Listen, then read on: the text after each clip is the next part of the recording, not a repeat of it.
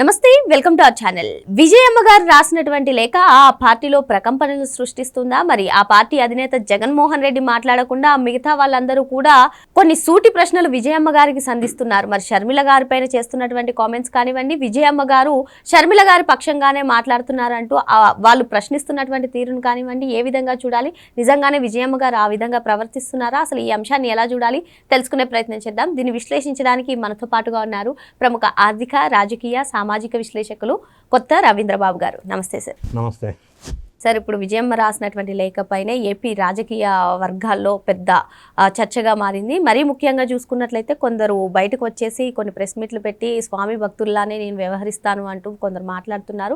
మరి షర్మిల గారిపైనే అంటే ఏకపక్షంగా వ్యవహరిస్తున్నారు విజయమ్మ గారు అంటూ ఈ లేఖపైన మాట్లాడుతూ, మరి విమలమ్మ గారి విషయంలో కానీ, అటు చంద్రబాబు నాయుడు గారికి చెల్లెలు ఉంది, వాళ్ళ విషయంలో కానీ ఇలా చేయమంటారా అంటూ వీళ్ళు చేస్తున్నటువంటి క్వశ్చన్స్ని, ఈ లేఖపైన వారు వ్యాఖ్యానిస్తున్నటువంటి తీరుని ఎలా చూడాలంటారు? జగన్ రెడ్డి గారు తండ్రి వైఎస్ రాజశేఖర రెడ్డి గారు ముఖ్యమంత్రిగా ఉన్న టైంలో, ఆ పీరియడ్లో తండ్రి అధికారాన్ని అడ్డు పెట్టుకొని సంపాదించిన అక్రమాస్తులు సామ్రాజ్యాన్ని విస్తరించుకున్నారు బెంగళూరులో ఉండి ఆ టైంలో. సో ఇప్పుడు ప్రధానంగా విజయమ్మ గారు రాసినటువంటి లేఖ versus YSR Congress party comments. దీన్ని పార్టీలకు అతీతంగా మనం చూడాల్సిన అవసరం ఉంది. జగన్ రెడ్డి గారు ప్రతిరోజు లేదా ప్రతి సందర్భంలో నా చెల్లెళ్ళు, నా అక్కలు, నా తల్లుళ్ళు అని అంటాడు. మరి ఇంట్లో తల్లిని చెల్లిని అక్రమంగా సంపాదించిన వాళ్ళకి రావాల్సిన వాటా ఇవ్వకుండా కోర్టుకి ఈడ్చింది ఎవరు? ఇంట్లో నుంచి గెంటేసింది ఎవరు? నంబర్ 2, తల్లి అబద్ధం ఆడుతుంది, చెల్లి అబద్ధం ఆడుతుంది, సునీతమ్మ అబద్ధం ఆడుతుంది. వీళ్ళందరూ ఎందుకు అబద్ధం ఆడుతున్నారంటే చంద్రబాబు నాయుడు గారు చెప్పినట్టు వింటున్నారు. మధ్యలో చంద్రబాబు నాయుడు గారికి in what way is connected with the family affairs of the Jagan Reddy? ఏమి సంబంధం ఆయనకి? వీళ్ళ ఆస్తి విషయాల్లో లొల్లి పంచాయతీలు సెటిల్ చేసుకోవాలి. ఫస్ట్ ప్రజల్లోకి వెళ్లే ముందు ప్రజా ప్రతినిధులుగా ఉన్నారు కాబట్టి జగన్ రెడ్డి గారు చిన్న ఎంఓయూలను కూడా రద్దు చేసుకోవడానికి కారణం చంద్రబాబుతో చేతులు కలపడమే, కాంగ్రెస్ లో చేరడమే అంటూ వ్యక్తిగత విషయాలు కాకుండా ఇటు ఈ రాజకీయ అంశాలను ముడిపెట్టడం ఎలా చూడాలి? ఇప్పుడు విజయమ్మ ప్రధానంగా ప్రస్తావిస్తున్న అంశాలు ఒకసారి మనం పరిశీలించినట్టయితే, విజయమ్మని షర్మిళకి బినామీ అన్నారు జగన్ రెడ్డి అండ్ బ్యాచ్. విజయమ్మ గారి లెటర్లో క్లారిఫికేషన్స్ అని నోటరైజ్ చేసి రిలీజ్ చేసినటువంటి లెటర్లో ప్రధానంగా ప్రస్తావించిన అంశాలు, ఆమె చెబుతున్న అంశాలు మనం చూసినట్టయితే, వైఎస్ రాజశేఖర రెడ్డి గారు బతికుండగా ఆస్తి పంపకాలు జరగలేదు. నంబర్ 2, 2019లో కుటుంబ సభ్యుల మధ్య జరిగిన మెమరాండమ్ ఆఫ్ అండర్స్టాండింగ్ని జగన్ రెడ్డి గారు వైలేట్ చేశారు. నంబర్ 3, కోర్టుకి ఇచ్చారు ఎన్సీఎల్టీలో మమ్మల్ని రావాల్సిన ఆస్తి సక్రమంగా పంచకుండా. Number 4, section 59 of companies act దుర్వినియోగం చేసి బజార్కి ఇడ్చారు. నంబర్ 4, సండూర్ పవర్లో ఉన్న 1,21,000 షేర్ల విషయంలో కూడా లొల్లి పెడుతున్నారు. నంబర్ 5, షర్మిల గారికి ఇప్పటికీ తక్కువే వచ్చింది, రావాల్సిందంత రాలేదు. నంబర్ 5, వైఎస్ఆర్ కాంగ్రెస్ పార్టీ వాళ్ళు ఆరోపిస్తున్నటువంటి ఆరోపణలు ఏంటంటే, షర్మిలమ్మకి జగన్ రెడ్డి గారు 230 crores వైట్ మనీ ఇచ్చారు అని అంటున్నారు, చాలా ఎక్కువ ఇచ్చారు అని అంటున్నారు. దీనికి క్లారిఫికేషను చెప్పవలసింది తల్లి, వేరే వాళ్ళు మీరు నేను చంద్రబాబు నాయుడు గారు చెప్పలేరు. సో విజయమ్మ గారు ఏమంటున్నారు, ఆ ఇచ్చిన 230 crores ఏదైతే ఉందో అది ఆస్తికి సంబంధించిన డిస్ట్రిబ్యూషన్ కాదు, ఈమె వాటాకి రావాల్సిన డివిడెండ్ ఇవ్వాల్సిన డివిడెండ్ ఇచ్చి ఆస్తి పంచాను అని అనటం కరెక్ట్ కాదు. ఇంకొక అంశం ఆమె ప్రస్తావించేది ఏంటంటే, షర్మిలమ్మకి హైదరాబాద్ బంజారా హిల్స్లో ఉన్న లోటస్ పాండ్ కూడా ఆమెదే, 2 ఎకరాల స్థలం అది. ఇంకొకటి ఆమె ఎడిషనల్గా చెప్తుంది, ఈ విషయం మీద మళ్ళీ ఫ్యూచర్లో ఇంకొక లొల్లి అయ్యే అవకాశం ఉంది, అది కూడా చెప్తున్నా. బెంగళూరులో యలహంక ప్యాలెస్ కూడా షర్మిలదే. ఆ యలహంక ప్యాలెస్ అంటే 20 ఎకరాల పైన ఉంటుంది, అది భారీ పెద్ద ప్రాజెక్ట్ ప్యాలెస్. సో అది కూడా షర్మిలదే. ఆ రావాల్సింది కూడా ఈయన ఇవ్వట్లేదు. సో ఈ విషయాలన్నీ మనం ఒకసారి పరిశీలిస్తే అసలు ఈ సబ్జెక్ట్ ఎక్కడ స్టార్ట్ అయింది? వైఎస్ రాజశేఖర రెడ్డి గారు ముఖ్యమంత్రిగా 2004 మనం తీసుకున్నట్టయితే, 2004 ఎలక్షన్ టయానికి రాజశేఖర రెడ్డి దగ్గర ఫైనాన్షియల్గా చాలా ఇబ్బందికరమైన పరిస్థితులు ఎదుర్కొన్నారు. ఆ టైంలో బంజారా హిల్స్లో ఆయన రెసిడెన్స్ హౌస్ ఏదైతే ఉందో అది కూడా అమ్మకానికి పెట్టారని వార్తలు వచ్చినాయి. 2004లో మేక్ ఆర్ బ్రేక్ పరిస్థితి రాజశేఖర రెడ్డి గారిది. అప్పుడు గెలవకపోతే కష్టం. సరే, అదృష్టవశాత్తు గెలిచారు, ముఖ్యమంత్రి అయ్యారు. 2004 నుంచి 2009 మధ్యలో ఆయన చనిపోయేంత వరకు జగన్ రెడ్డి గారు బెంగళూరులో ఉండి వ్యాపార సామ్రాజ్యాన్ని విస్తరించారు, తండ్రి గారి అధికారాన్ని దుర్వినియోగం చేసి ఉపయోగించి. సో రాజశేఖర రెడ్డి గారు చనిపోక ముందు ఆస్తి పంపకాలు జరగలేదు. అప్పట్లో 2009లో ఆయన చనిపోయే టయానికి జగన్ రెడ్డి గారు ఆయన అధికారాన్ని ఉపయోగించి భారీగా అక్రమాస్తులు కూడబెట్టాడు. ఈ ఆస్తిపాస్తులన్నీ కూడా వైఎస్ రాజశేఖర రెడ్డి గారు ఆశయాలు ఏంటంటే అందరికీ సమానంగా పంచాలి, జగన్ రెడ్డి గారికి షర్మిల గారికి మనవళ్ళు మనవరాళ్ళు నలుగురికి ఈక్వల్గా పంచాలి అని ఆయన ఆదేశించారు. 2019లో ఎంఓయూ చేసుకున్నారు. జగన్ రెడ్డి గారు ఆ చేసుకున్న ఎంఓయూని మెమరాండమ్ ఆఫ్ అండర్స్టాండింగ్ని వైలేట్ చేస్తున్నారు, రావాల్సిన వాటాలు ఇవ్వటం లేదు అని ప్రధానంగా విజయమ్మ గారు ఆరోపిస్తున్నటువంటి మాట. ఇంకొకటి ఏమంటున్నారంటే ఆమె, జగన్ రెడ్డి గారు ఎందుకు వైలేట్ చేస్తున్నారు, అక్రమ సంపాదన అంతా నాదే అని ఈయన అనుకుంటున్నాడు. ఇది మొత్తం రాజశేఖర రెడ్డి గారి సంపాదన, ఆయన బతికుండగా సంపాదించిన ఆస్తుల్లో రావాల్సిన వాటా ఇవ్వటం లేదని అంటున్నారు. సో విజయమ్మ గారు చెప్పదలుచుకుంది ఏంటంటే ఎన్సీఎల్టీలో అఫిడవిట్ వేయటం ద్వారా జగన్ రెడ్డి గారికి స్ట్రాంగ్ కౌంటర్ ఇచ్చినట్టు అవుతుంది. ఒకటి పొలిటికల్గా కూడా జగన్ రెడ్డి గారికి కొంత వీక్ అయ్యే అవకాశం ఉంది.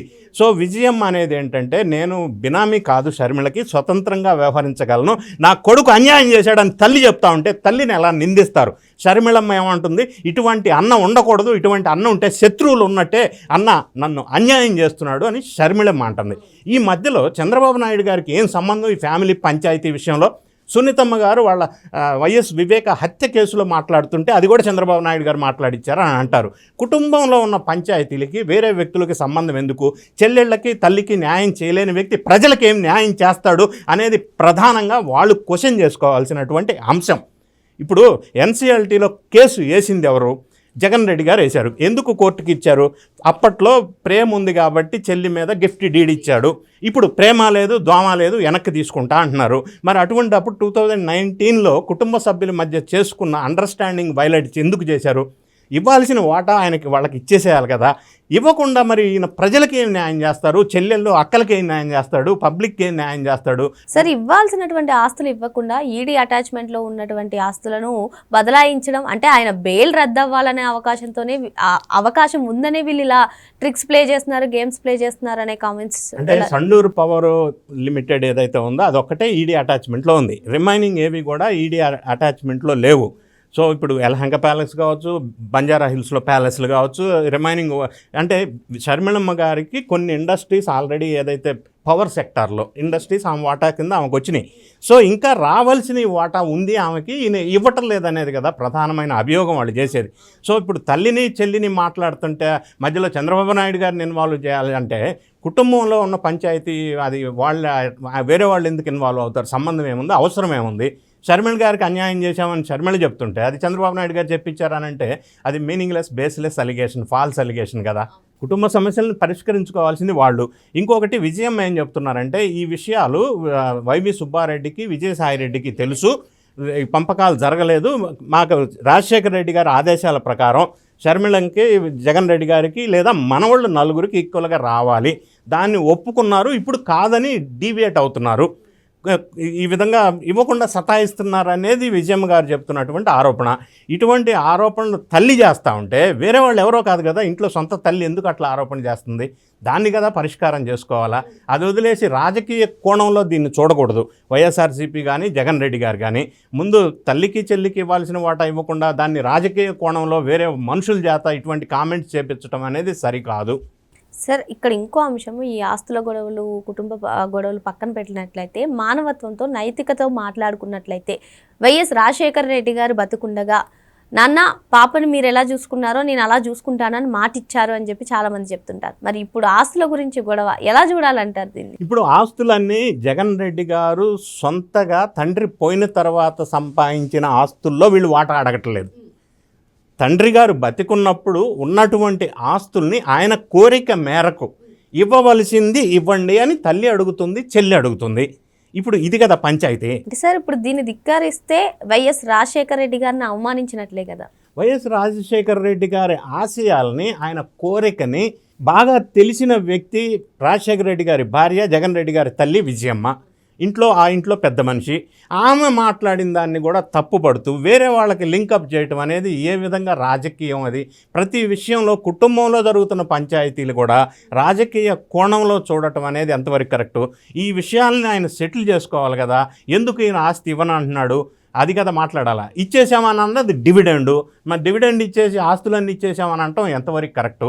ఏమీ ఈ డిస్ప్యూట్ లేకపోతే ఎందుకు తల్లి చెల్లి బయటకు వచ్చి ఈ విధమైన ఆరోపణలు చేస్తారు? ఇది ఆయన సెటిల్ చేసుకోవాల్సిన అంశం కదా. సరే, మరి ఇంట గెలిచి రచ్చ గెలవాలి అంటారు. మరి వీళ్ళు ఇంటి గొడవను బయటకు లాగడం, అదే కాకుండా చంద్రబాబు నాయుడు గారిని ఇందులో ఇన్వాల్వ్ చేయడం ఏ వరకు కూడా ఏ మాత్రం కూడా సబబు కాదని చెప్పి రవీంద్రబాబు గారు చెప్తున్నారు. మరో అంశంతో మళ్ళీ కలుద్దాం. Thank you sir. Thank you.